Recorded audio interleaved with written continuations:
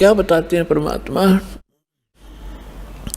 कबीर हरि के नाम बिना ये नार कूतिया हो, गली गली भौंकत फिरे भाई टोक न डाले कोई। परमात्मा की भक्ति के बिना राजा की रानी भी कहते हैं कुतिया की योनि प्राप्त करती है।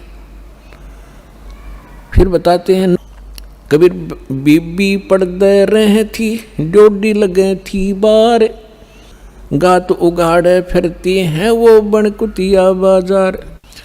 वो पर्दे की सुंदरी सुनो संदेशा मोर, गात उगाड़े फिरती हैं वो करें सरायों शोर। नक बेसर नक पे बनी पैरें थी हार हमेल, अब सुंदरी से कुतिया बनी भाई सुन साहेब के खेल।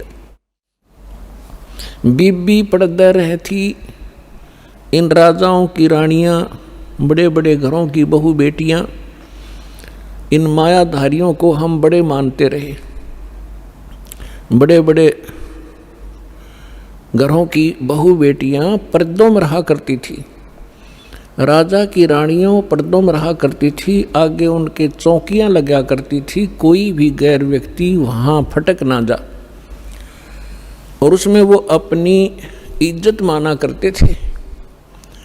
अब परमात्मा कहते हैं बीबी पर्दे रहे थी और डोढ़ी लगे थी बार, बार माने गेट का आगे चौकी पहरेदार खड़े रहा करते थे,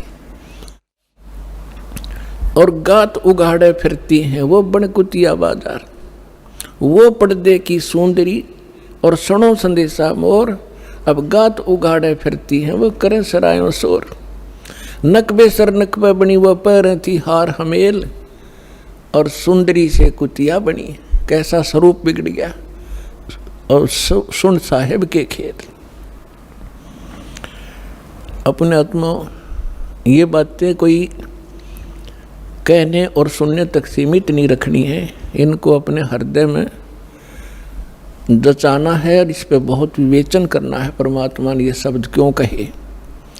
विचारणीय विषय है कि जो बड़े घरों की बेटियां बहुएं, उनको घर से बाहर जाना अलाउड नहीं था, उनकी इज्जत का नाश हुआ था, और जिस कारण से वो सत्संग और संत के विचारों से वंचित रही।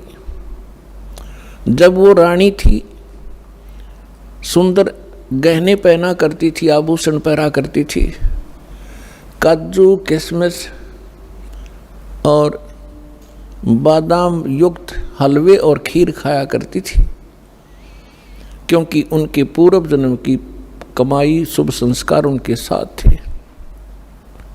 भविष्य में कोई चार्जर लगा नहीं, भविष्य में कोई उनको ऐसा संत मिला नहीं, भक्ति करने ज्ञान सुनने का कोई अवसर ना मिलने से उन्होंने मानुष जीवन बर्बाद कर दिया। काजू किशमिश बादाम के हलवे खीर खाया करती थी और झूठा छोड़ा करती थी, उनकी नौकरानियां खाया करती थी। एक परमात्मा की भक्ति ना करने से वो अगले जन्म में कुतिया की योनि में जाती है। अब कुतिया के जीवन से आप खूब परिचित हैं, फिर भी परमात्मा ने आगे बताया है कि वही रानी जो पर्दों में रहा करती थी, जिनकी इज्जत नाश हो जाती जब सत्संग में चली जाती थी, अब वो इज्जत कुतिया बनकर घूम रही है, नीवस्त्र हो रही है।